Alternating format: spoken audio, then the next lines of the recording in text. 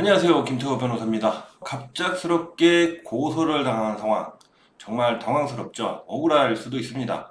아니면 본인이 잘못한 게 있으시면 무서울 수 있죠. 이런 경우에 어떻게 해야 되고 어떻게 하면 안 되는지에 대해서 형사 전문 변호사가 간단하게 말씀드리도록 하겠습니다. 고소장을 받고 혼자 해결을 하려고 한다. 이거는 정말 추천드리지 않습니다. 혼자 해결을 하려고 하시는 분들은 두 가지 유형이 있습니다. 첫 번째, 변호사비가 부담이 돼서 혼자 해결을 하려고 한다거나, 아니면 내가 법에 대해서 잘 안다고 생각을 해서 혼자 해결을 하려고 한다거나, 이런 부류가 있을 수 있는데, 저도 변호사지만 제가 만약에 고소를 당하거나 저뿐만 아니라 다른 동료 변호사들도 고소를 당하면 자기가 변호사임에도 불구하고 변호사를 선임을 합니다. 우리가 TV를 보면 정치인들, 변호사 자격증이 있는 분들 상당히 많습니다. 판사 출신도 있고, 검사 출신도 있고, 변호사 출신도 있고.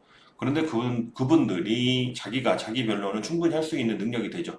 그리고 사건에 대해서 자기가 선임할 변호사보다 본인들이 더 잘 알고 있습니다. 그럼에도 불구하고 비싼 돈 주고 변호사를 선임하는 이유가, 내가 아무리 억울한 사정 그리고 내 변명거리를 본인이 직접 얘기하는 것보다 변호인을 통해서 재판이나 검찰이나 또 언론에 밝히는 모양새가 크게 차이가 납니다. 우리가 예를 들어서 학교에서 물건을 안 훔쳤는데 내가 선생님한테 누명을 썼어요. 그런 경우에 변명을 내 스스로 하는 것보다 이 학교에서 반장이나 이런 믿을 만한 사람이 나서서, 그 친구가 나서서 나의 변명을 해준다면 훨씬 더 설득력이 있을 것입니다. 그것과 마찬가지로 이 형사 고소를 억울하게 당했다. 내가 아무리 억울하다고 하고 내가 사건에 대해서 가장 잘 알고 나 혼자 해결할 수 있다고 하더라도 혼자 해결하기보다는 변호사를 선임하시는 것이 가장 첫 번째 단계고 가장 중요합니다. 다음 두 번째, 내가 고소를 당했는데 고소한 사람이 누군지 짐작이 가실 수가 있잖아요.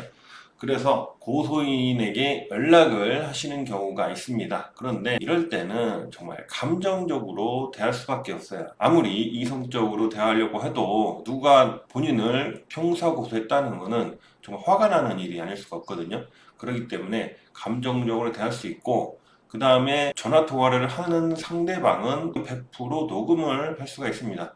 그리고 그런 녹음이 나중에 증거로 쓰일 수가 있기 때문에 굳이 상대방에게 연락을 하실 필요가 없고, 연락을 해서 유리한 게 하나라도 있으면 연락을 한번 해보시라 라고 하겠지만 유리할 게 없어요. 경찰 조사 전에 상대방에게 연락은 하지 마시기 바랍니다. 그 다음 세 번째, 고소를 당하면 고소인이 먼저 조사를 받습니다. 여러분들이 고소를 당해서 형사한테 몇 월 며칠까지 나와라 이런 연락을 받았다면 이미 그 전에 고소인이 이 사건에 대해서, 고소 내용에 대해서 고소인 조사를 먼저 받은 거예요. 그리고 경찰도 그에 첨부된 증거 자료도 수집을 했을 수도 있고 여러 가지 자료들이 있는 상황입니다. 그런 상황에서 피고소인을 부른 거기 때문에 어느 정도 경찰이 준비를 하고 피고소인을 불렀다고 생각을 하시고 출석을 하시면 됩니다.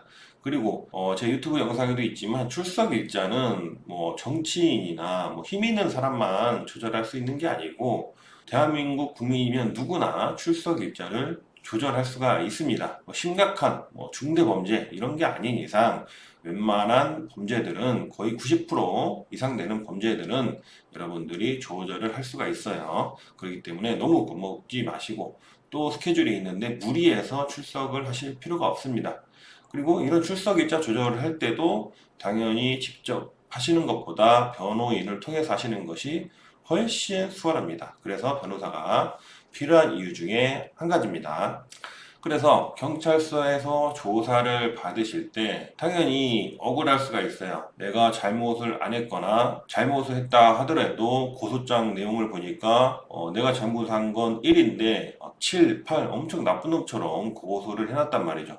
그래서 이게 억울하다고 이 사건 내막을 경찰에게 자세하게 설명을 하시는 분들이 계십니다. 절대로 그런 행동을 하시면 안 됩니다. 경찰에게 내가 설명을 해줄 필요가 없어요. 설명은 그냥 변호인을 통해서 최소한으로 서면으로 하시면 되고, 구두로 경찰 앞에서 이 조서를 쓰고 있는 경찰 앞에서 또 수사를 하고 있는 이 경찰에게 제가 이 사건 내막을 정확하게 설명을 해주실 필요가 없습니다. 여러분들이 명심하셔야 될 게, 앞에 있는 경찰관은 여러분들을 처벌하기 위해서 나라에서 월급 받고 일하는 사람이지, 억울한 여러분의 사정을 들어주고 여러분들을 선처를 해주고 그러려고 앉아있는 사람들이 아니에요. 원래는 그것도 맞는 말이지만 현실적으로 앞에 있는 경찰관이나 검사는 여러분을 처벌하기 위해서, 과장해서 여러분들을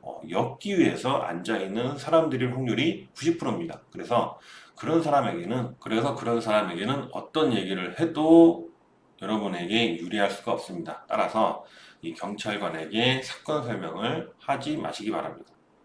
그다음 네 번째, 이런 분들이 있을 수 있어요. 명예훼손이나 모욕죄 여러 가지 이런 문제가 생겼을 때 요즘에 유튜브나 SNS 이런 것들이 활발하기 때문에 자기의 입장을 인터넷에 올리시는 경우가 있습니다. 그런 거는, 인터넷에 올리시는 거는 영구보존이죠. 자기가 지우지 않는 이상 몇 초만 노출이 돼도 기하급수적으로 퍼질 수가 있습니다. 그래서 정말 신중을 하셔야 돼요. 본인의 형사건과 관련해서 그냥 아무런 인터넷 증거를 남기지 마세요. 댓글이든 게시물이든 이런 것들을 남기시면 절대로 안 됩니다.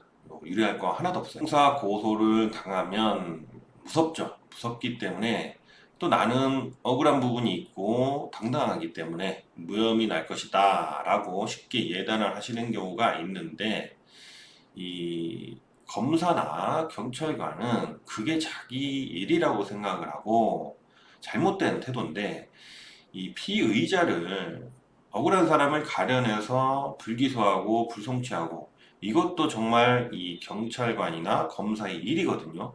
50% 이상 비중을 차지하는 일입니다. 그런데 어떻게 된 게, 잘못된 게, 이 사람들은 앞에 있는 사람을 처벌시키는 게 본인의 주된 업무라고 생각을 해요. 억울한 사람 풀어주는 게 더 중요한 일인데, 앞에 있는 사람을 고소됐다는 이유 하나만으로 자기도 모르게 범죄자로 취급을 하면서 처벌시키고, 이 사람을 법정에서 유죄 판결 받아내야 자기 일을 마쳤다고 생각하는 사람들이 있습니다. 그런 경우가 있기 때문에 쉽게 자기가 무혐의 받을 것이라고 또는 무죄 받을 것이라고 예단을 하시면 안 되고, 철저하게 대비를 하셔야 됩니다. 아무리 터무니없는 고소라 하더라도 일단 고소 절차가 진행됐다는 것은 처벌받을 수 있는 가능성이 있는 거예요. 그리고 요즘에 TV 뉴스 보시면 아시겠죠? 법대로 되지 않습니다. 코에 걸면 코걸이, 귀에 걸면 귀걸이라는 말이 있고, 법이 고무줄이라는 말도 있죠. 요즘 들어 그게 심한 것 같지만 옛날에도 그랬습니다. 절대로 함부로 방심하지 마시고, 아무리 경찰관이 앞에서 웃으면서 살랑살랑거리고 달래고 뭐 그런다 하더라도 그거는 여러분을 처벌시키기 위해서 유도하는 거기 때문에 거기에 넘어가지 마시고, 경찰관 앞에서 어느 정도 피의자는 거짓말을 하셔도 돼요. 또는 거짓말이 아니래도 자기에게 유리하게 과장하거나 아니면 굳이 뭐 얘기 안 할 부분은 모른다고 하시거나, 이게 제일 좋습니다. 그냥 모른다, 기억 안 난다, 이 말씀하시는 게 가장 좋습니다. 왜냐면 옛날 일이니까 기억이 안 난다는데 누가 뭐라고 하겠어요. 어제 일도 기억 안 나고 어제 점심에 뭐 먹었는지도 기억이 안 나잖아요. 형사사건은 무조건 과거 일입니다. 내가 억울하다고 해서 사건을 설명하거나 이러지 마시고, 반드시 변호인의 조력을 받아서 변호사를 선임을 하시거나 적어도 상담을 받고 나서 형사사건을 대응하시기 바랍니다. 지금까지 김태호 변호사였습니다. 감사합니다.